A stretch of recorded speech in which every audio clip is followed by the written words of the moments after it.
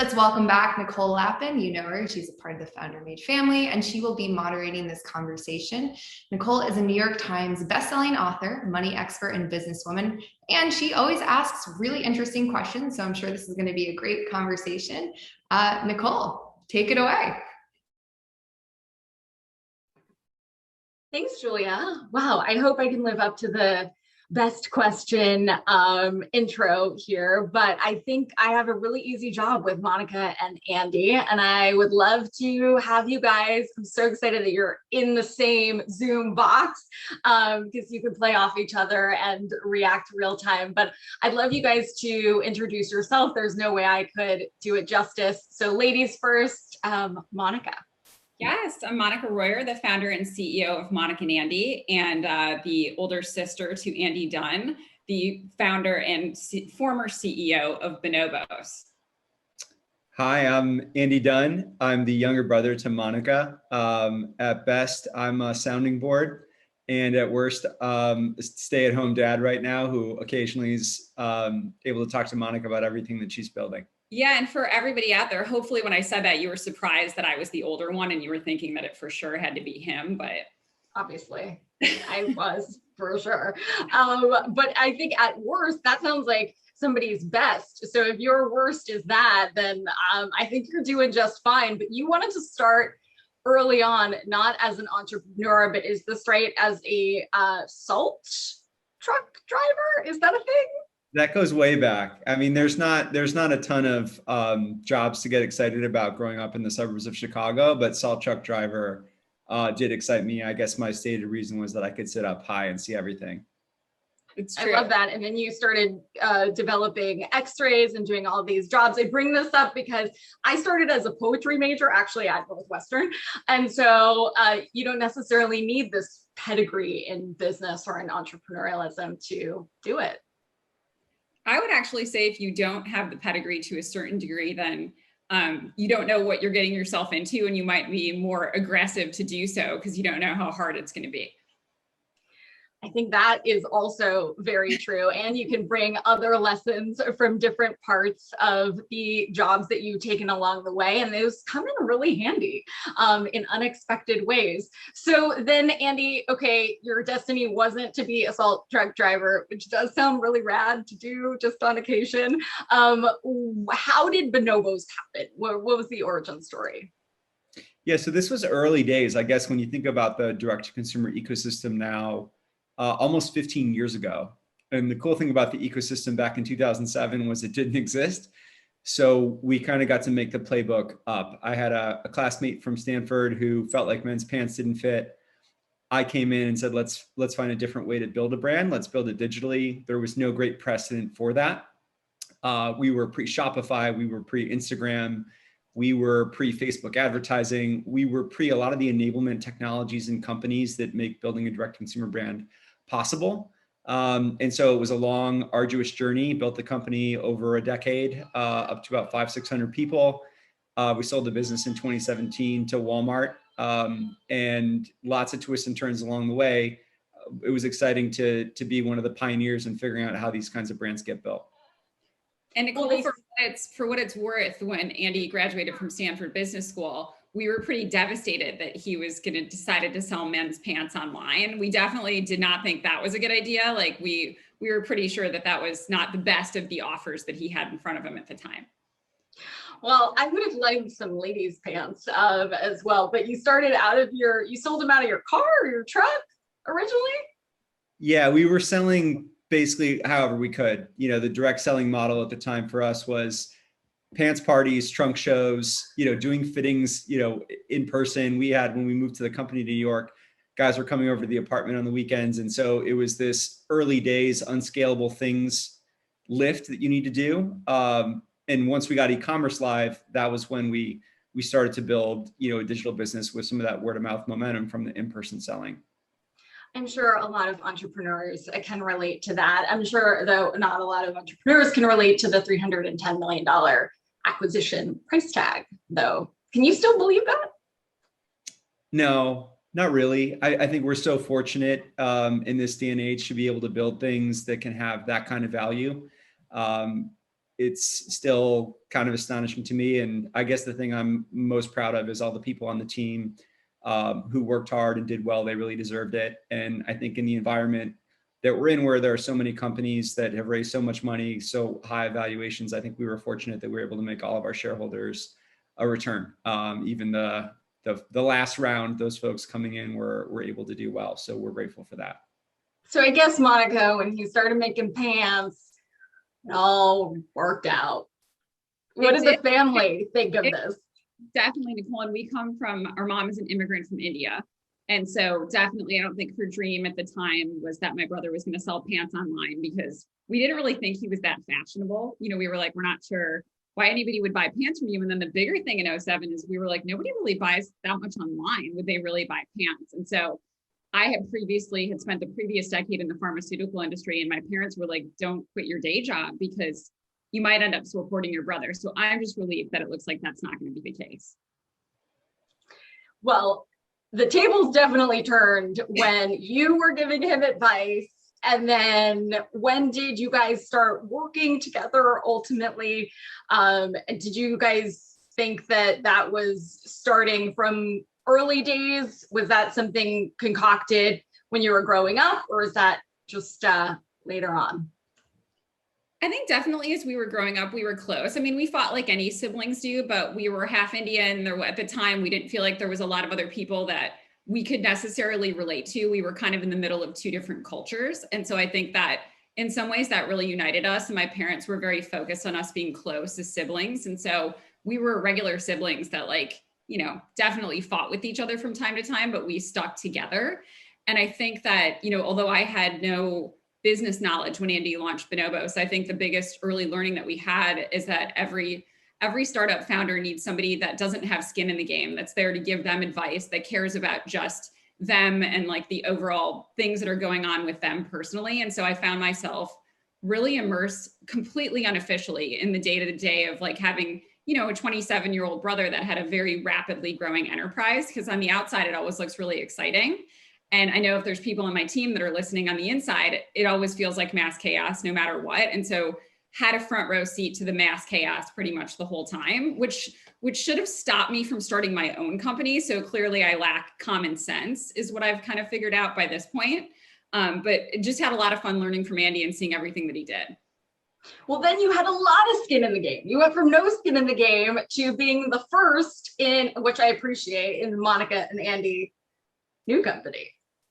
Absolutely. Yeah. And I never thought about starting my own company. So even as he was doing it, you know, I knew that I wanted to change what I was doing. And then for me, it was less about like the dream of starting a company or running my own enterprise. And it was more, you know, I had my daughter in November of 2010, and there was so much in early parenthood that surprised me, starting from like, I wanted more organic apparel. I felt like there was lack of community. So my business was much more started out of frustration and the frustrations I had as a new parent. And I never really saw it, you know, blossoming into what it's become, but it's been a very fun ride.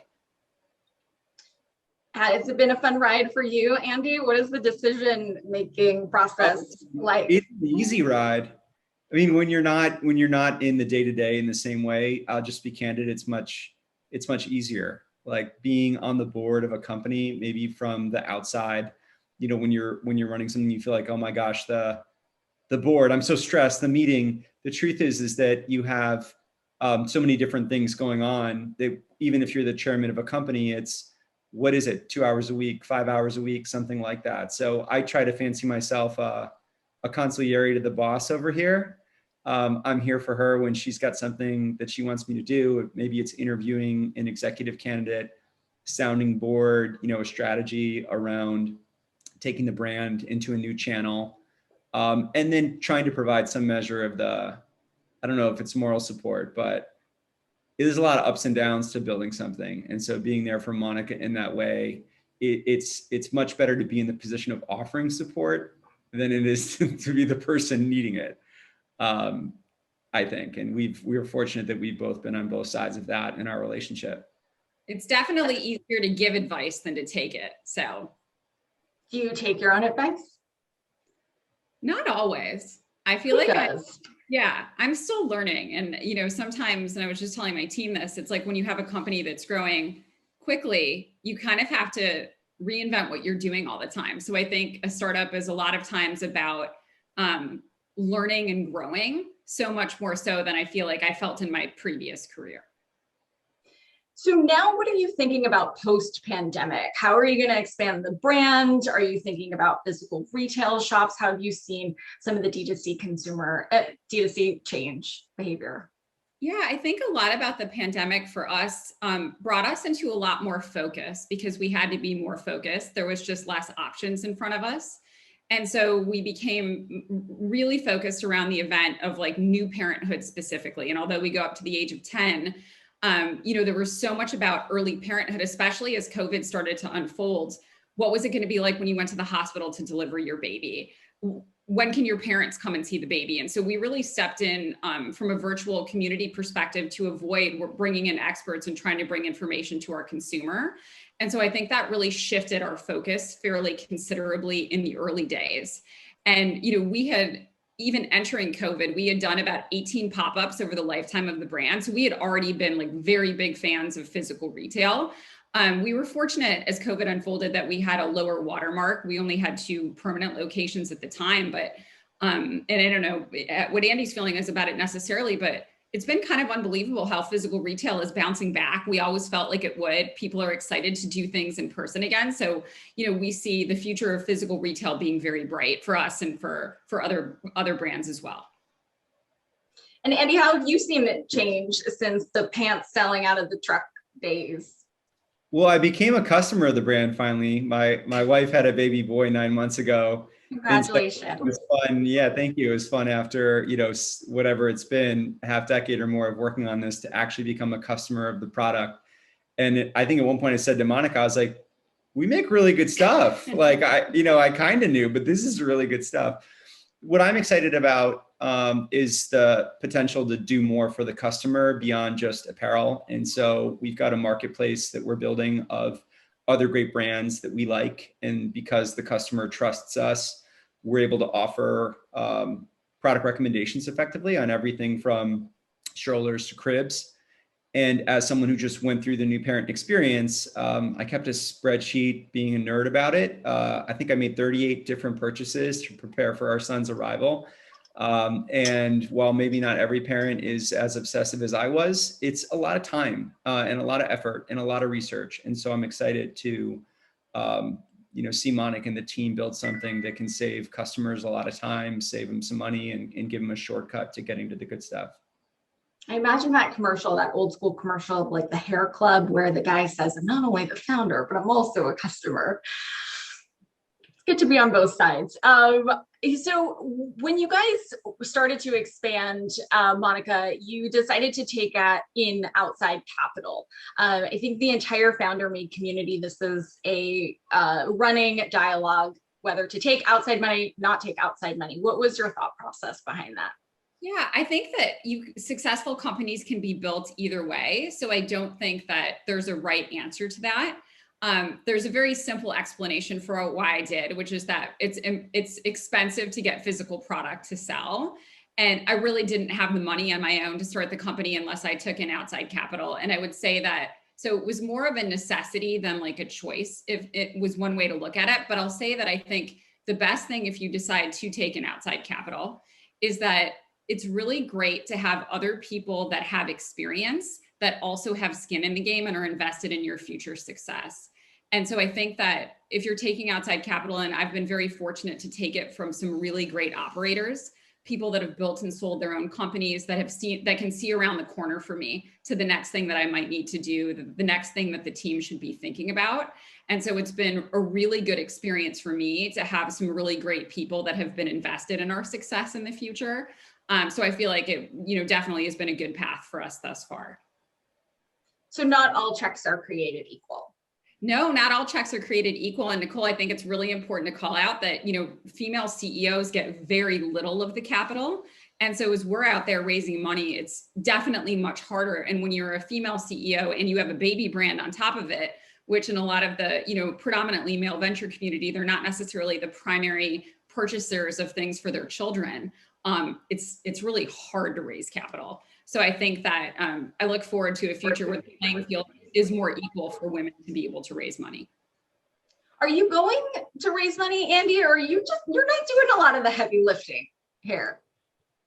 I don't really do anything. I mean, sometimes I'm like, why is my name even on the door? In fact, at our Lincoln Park store, the A fell off the sign, and I thought maybe the N was going to come down next. And at some point, we're just going to call it Monica.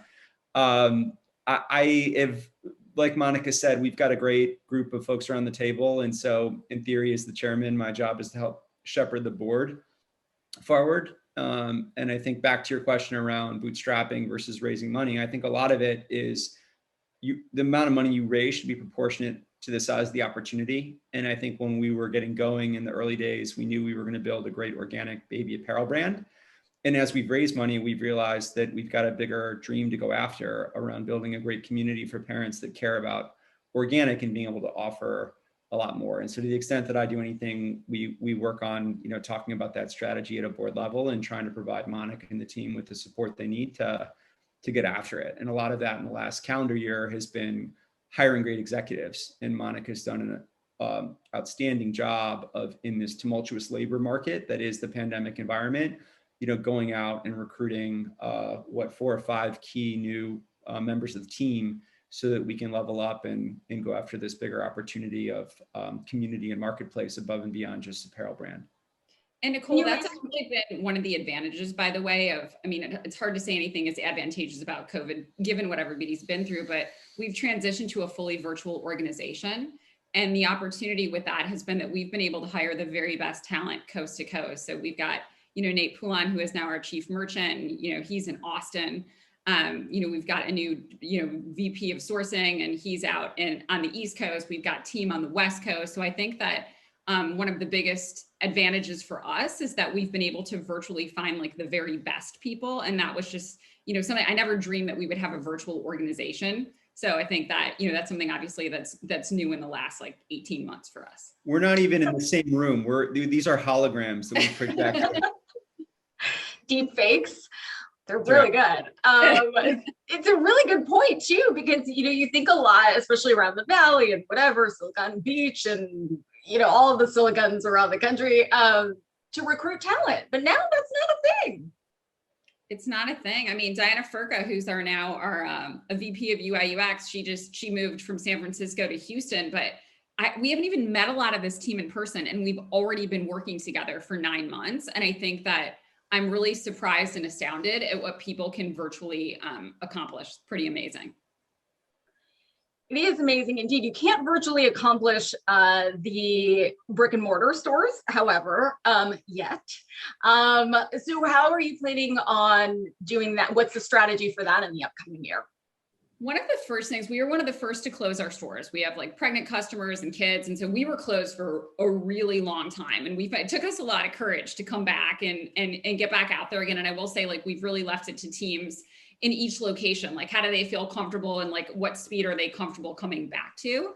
But since we've reopened our doors more fully, we've started to do programming that is now both in person as well as virtual. So we see a hybrid of programming for the future, which is like, you can be in person, but you can also be experiencing it virtually as well. So we think there's a big hybrid. And then Nicole, one thing that's been really fun is that we've gone back in person to like some of the children's classes. And it is so great to see these like 1 and 1.5 year olds that have never been out in the world because of COVID. And as a brand, we've been able to welcome them with like their first music class and some of the things that they're doing in person. And so there's this whole generation of babies that were born over the last 12 to 18 months that had a very different first year than people traditionally have. And so we're looking to our community to understand like what their needs are and how we want to evolve our physical retail locations to fit like the future of modern parenting post-COVID. Yeah, this one is part of that. He's right down the hall. Talk about some easy market research there. What is that like though, having a kid and not experiencing those things IRL? We're fortunate, and most of Monica's new executive recruits are coming from all over the country. I'm not on the executive team, but I'm the only one that just moved to Chicago. My wife and I just moved here. So we're all in the same building. My son right now is down the hallway with Monica's daughter, my niece, and my mom. I think that it's been a weird thing to be a parent as any parent knows, not just all the different dynamics around not being able to socialize with other folks, but watching your child grow up in a world where, you know, the most exciting part of the day is like going out to a park and playing on your own. And so I think as a parent, what I've enjoyed about the way that I've seen Monica and Andy develop is community with other parents is on hold. It's just starting to come back. And so as we were going through the process of getting ready for our son's arrival, you know, dialing into some of Monica and Andy's, you know, digital concierge stuff, not as Andy, but as a parent to be, whether that was on, you know, nutrition for babies or, you know, infant CPR, all the different offerings, was a way to commune also for us as parents. And so, you know, it'll be interesting to see how Monica and the team decide as we bring back what's going to be in person, what's going to be online. And I think the answer is probably both for a lot of it. It sounds like your own experiences with your son, with your daughter, I suppose, with your niece and nephew, have really driven, Monica, how the brand has progressed. Definitely. My daughter and now my nephew have definitely been the biggest inspiration for things. I think that companies that are born of finding solutions, just from what I've experienced, is a good place to come from. And so Monica and Andy is a team of parents and gift givers, and we're always trying to, you know, there's always things that we still feel clueless about, and we're like, how do we solve that problem, or how do we get into that? So we have a lot of creative fun, you know, kind of strategizing about how we can continue to try to make, you know, life's biggest transition, which is the one from adulthood to parenthood, and the one that comes with no manual, a little bit easier for people. I mean, entrepreneurialism, as we said from the beginning of this chat, doesn't come with a manual either. I also grew up in first generation, grew up in an immigrant family. This stuff, like, forget about it. I didn't read the Wall Street Journal growing up. It sounds like it was the same thing in your house. No, money wasn't talked about, or business wasn't talked about. I don't think any entrepreneurs read the Wall Street Journal growing up, right? Like there's something to having your back against the wall, not necessarily having the conventional wisdom of how your career should progress, inform the path. I'm now in the bucket of like figuring out what I'm going to do next. And I think in a lot of ways, being a second time entrepreneur, having done it before, is a liability. Like there's something to the roadmap of figuring it out, you know, as you go. I don't know, Monica, how do you think about it? I agree with that. And I think that there's a lot to be said for, one, not knowing what you're getting yourself into. And then, you know, I think about this all the time with my daughter, because she's been at the sidelines of watching what I do. And I often wonder, like, should I have sent her to camp instead of taking her to board meetings? Like, I can tell you in another like 8 or 10 years how this plays out, hopefully good. And I realized that, you know, as girls, a lot of times we're not as inspired to go into business necessarily. And I think that the things that make business really fun and the things that you need to do to be good at it are some of the things that you need to do to be successful in life. So I'm telling her all the time, like, you need to learn to be able to walk into a room and introduce yourself to people. You need to learn to be able to, you know, be confident as you speak in front of people.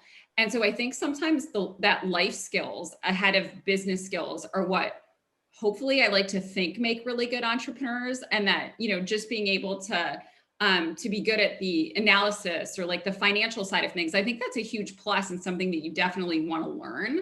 But I think there's a lot of common sense in business. And I don't know how much of that comes from having a background in business necessarily, as opposed to like a background in life and having some life experience before you do it. I love an MBA in the School of Life. And it sounds like you're leading by example, because we don't learn this stuff in school.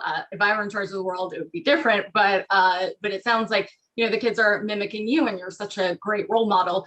Andy, to be fair, it's not that the kids are reading the Wall Street Journal, but my parents were not. But if there are kids that are reading the Wall Street Journal, I would love to interview them and meet them. That would be amazing. Do you guys fight now? Like, you seem very friendly and close. We came in, it's funny, if we could show you, Andy just came from his place, we're over to my place, and we're both drinking the same like kombucha drink. It's like the weirdest thing. Like, we brought in the exact same, and Andy has like, literally, I feel like we're twins. We certainly used to fight, but you know what? Life is too hard now. Like, there's too many hard things that go on for us to really be at odds at each other. And I tell my team this all the time. I think there's a healthy friction that you can have. And Andy and I certainly don't always agree by any means. But we're the kind of family that doesn't go to bed mad. And hopefully I have a team too that doesn't go to bed mad. We try to like work it out. And so, coming from an immigrant family, I think that we were taught to like express our views, and to be heard and to work through things. And I think that's something that we bring to the table. There's definitely things to work through. But I would say that like, it doesn't really escalate, like it used to, say when we were kids and I would steal Andy's toy and he would come try to find it. Like we definitely got into fights, but nothing since we've been adults. And I just want to get to one question before we wrap up from Crystal, that it really mimics what we were saying before. What are you still currently facing as a challenge to overcome? What are you still, I guess, hoping to improve upon? You said that you ask for help quite a bit from the team, from your brother, from others. And what is the challenge du jour? I would say, the challenge du jour is twofold. I think, first of all, and I think everybody that has a business can understand that like there are so many complexities from COVID from like a production standpoint. I mean, there's so many things that have shifted.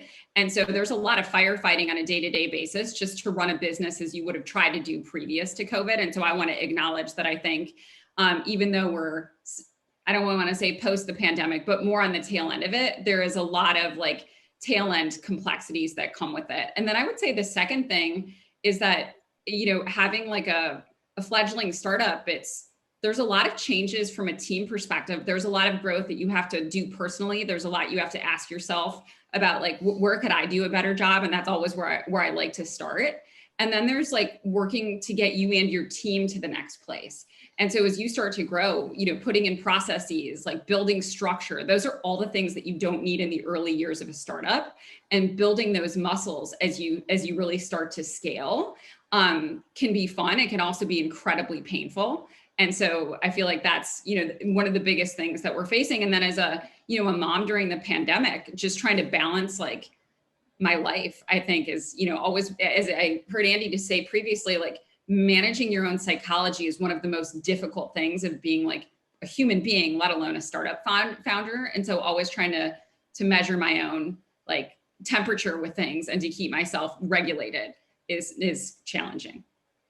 And she does a ridiculous job. Like an hour and a half ago, she was walking down the hallway, dropping off dinner for me and my wife, who's also an entrepreneur. She was with her daughter, had just gone to the grocery store, jumped into this call. It is an astonishing amount of work, I think, to be an entrepreneur. It is 2 times astonishing amount of work to do it as a mom, to be fundraising as a woman. So proud of this one to my right. I'm proud of her too. And I'm proud of you for starting a book endeavor. I will try to watch my back as an author, but around mental health and business. Thank you for doing that. And why did you choose to go that direction? Well, it loops back to your question around, do we fight? We've been through harder stuff than business. The journey of the ups and downs of being a founder, is hard enough. And for me, having dealt with an underlying mental health issue that further amplified that, we've been through some tough stuff as a family. And the thought process was, what we can't speak about fundamentally means we're ashamed of it. And we realized that if we have an opportunity to put the story out there on more of the dark side of the journey, we have to do that. And so literally after this call, I'm in the process of edits, and the book will be out for Mental Health Awareness Month next May. It's with Penguin Random House, and excited to see what folks think. I'm excited for it. If you need any help, I wish I could tell my former author self what I know now, so let me know. And we're excited for the launch. And look at this little one who is a new customer or already customer of Monica. He's already a customer. And Andy, Monica, I am just so, Andy, we met years and years ago. You came to Founder Made offices, and I just love that you're doing this for entrepreneurs everywhere, because obviously it's not an easy journey and it's such a mental game. And so, I think that I love the humility that you guys bring to building businesses. This was like, everybody, I'm getting people texting me, calling me, telling me what an incredible conversation this has been. And so thank you. Thanks for joining us.